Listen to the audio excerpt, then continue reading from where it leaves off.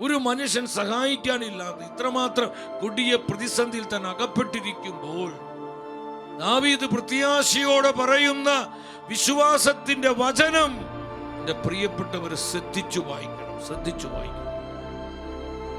രണ്ടാമത്തെ വചനം ഒരിക്കൽ കൂടെ നമുക്ക് വായിക്കാം. 121:2. എനിക്ക് സഹായം കർത്താവിൽ നിന്ന് വരുന്നു. ആകാശവും ഭൂമിയും സൃഷ്ടിച്ച കർത്താവിൽ നിന്ന്. വിശ്വസിച്ച് ആമേൻ പറഞ്ഞേ. എനിക്ക് സഹായം വരുന്നത് കർത്താവാണ് എന്നെ സഹായിക്കുന്നത്. അവനാണ് എന്റെ സഹായം. എന്റെ കർത്താവ് എന്നെ സഹായിക്കും. ഈ ദുരിതങ്ങളിൽ എന്റെ കർത്താവ് എന്നെ സഹായിക്കും. ഈ കഷ്ടതകളിൽ എന്റെ കർത്താവ് എന്നെ സഹായിക്കും. ഈ പ്രതിസന്ധി എന്റെ കർത്താവ് എന്നെ സഹായിക്കും. നമ്മുടെ മിനിസ്ട്രിയെ കർത്താവ് സഹായിക്കും. മിഷനെ സഹായിക്കും.